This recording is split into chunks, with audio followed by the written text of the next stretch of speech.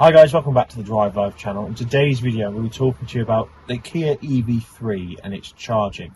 Now this car runs on the 400 volt version of the eGMP platform from Hyundai and Kia. So what it means is that it charges at 130 kilowatt hours max.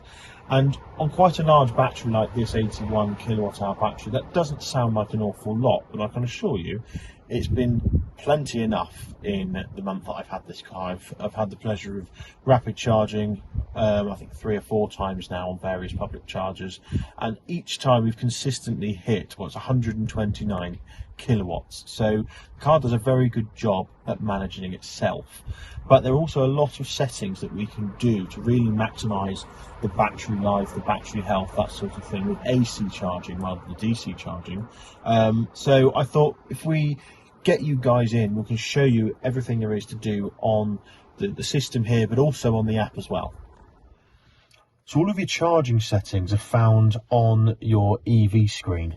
So we'll click on the EV screen here, and now we've got all of our details that we could possibly want regarding the EV side of things. We've got our nearest charger here, which is actually not a 50 kilowatts, it's less than 50 kilowatts, it's only 7.4 kilowatts. So it's quite a slow charger, our local charger, and it's often full anyway or not working. But all of our charging settings are here with the plug and the cog. And what this gives us is our ability to set our departure times for all of the climate control, that sort of thing. We've also got our AC charging settings. Now what you can do is you can link it with off-peak tariffs, which is handy if you have something like Octopus Go. If you have Octopus Intelligent Go, you're probably best leaving that off, because you leave all that side of things to Octopus Energy, they sort it all out. But the nice bit is that you can actually adjust the charging currents, so you can go down to 6 kilowatts, but also you can go down to 60% as well. So for example, when I charge at work, I think they've actually got 11 kilowatt chargers, but I can really turn it down because I'm there for a couple of days. I can plug it in, I can schedule it, but also I can then reduce the current that goes in, so it's a much slower charge, but it's much nicer for the battery, especially as I like to take it up, because I only go to the office once every couple of weeks, take it up to 100% to recalibrate the battery and then get the maximum, because it's free, so I like to make the most of the free electricity. You can also set your settings for the charging cable here as well, so you've got it whether it locks and unlocks and that sort of thing. So it'll only lock when it's charging, it will unlock when the charging is complete. So if you're at home, you probably want to set that to always, because someone could come in your driveway and pull out your cable and run off with it. So I'm going to set that to always. And then we've got our charging limits as well, and this is another one. So DC charging is quite heavy on the batteries, we know that. So most people only recommend charging up to 80% on a DC charger. So the car will put a hard limit, it won't allow you to charge any more than 80% or your set limit here, and it works out your mileage. So it's very, very clever. It will go exactly to where you need it, so it means that you don't have to manage that in the app. You can set, you're not paying too much more for charge you don't really want or need, and it just really makes life easier when it comes to that side of things. You've then also got your AC charging limit as well. This is the slow charging, and again you can set your limit. So because I'm going to be charging at work soon, I'll get to work with about 20% battery. It's about 200 miles away, and then I can charge it up to full, but I can also change it and move it about, that sort of thing, and it gives you a calculated time as well. So your portable charger is your 2.3 kilowatt one, so that's why it's saying it's going to be so slow. But your stationary charger, 7.4 kilowatt plus, that's your faster AC chargers. One thing I forgot to mention, this can also be really handy if you're using a granny charger and having issues with it cutting out, or you're finding that the plug and everything's getting really hot. You can actually really reduce this. That goes down to 1 kilowatt, which is less than half a kettle running. Much nicer on the electrical systems in a house if it hasn't been sort of set up for EV charging.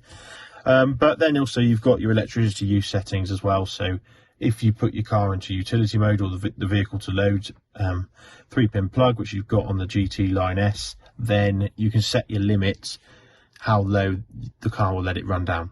So that's also handy. I've got mine set to 20%.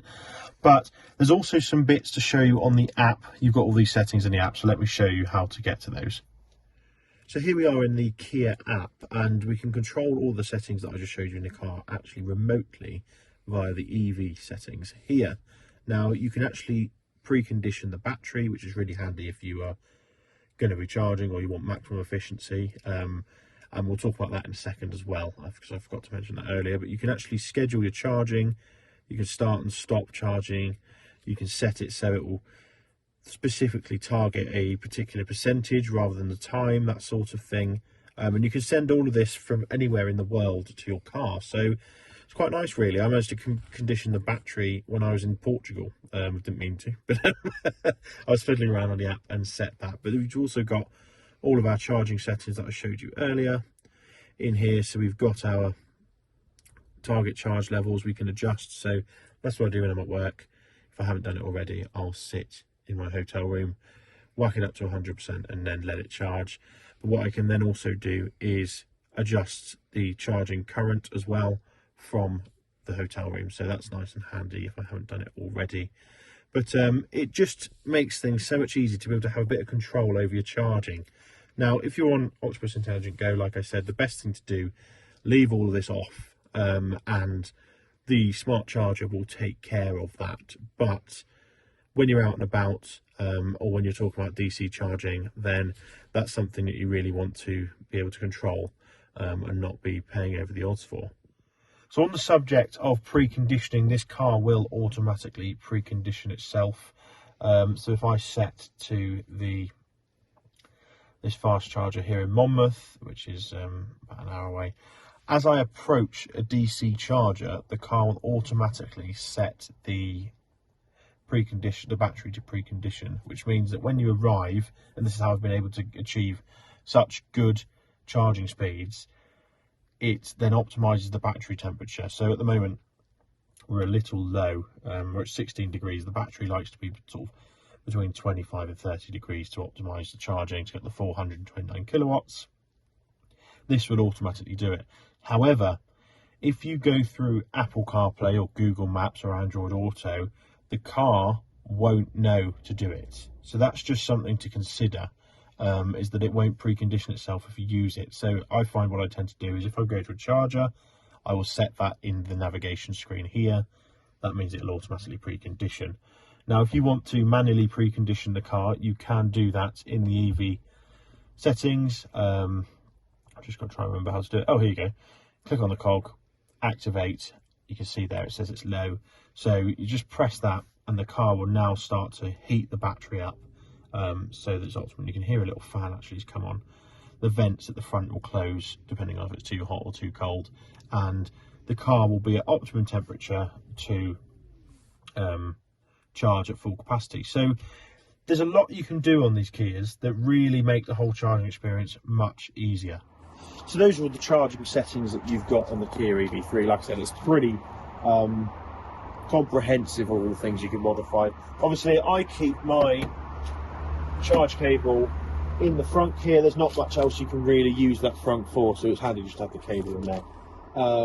It's just a standard Type 2 cable. That's what I use on my untethered smart charger. So yeah, but overall, I found the whole EV charging experience for the Kia EV3 nice and easy. There's also other stuff like plug and charge, which I think I'll make a whole new video about, because I think it's got that much legs that it probably can be talked about for 10 minutes. So yeah, that's everything that you sort of need to know though on the day-to-day. So thanks for watching. Don't forget to like, comment and subscribe, and we'll see you in the next video. Cheers.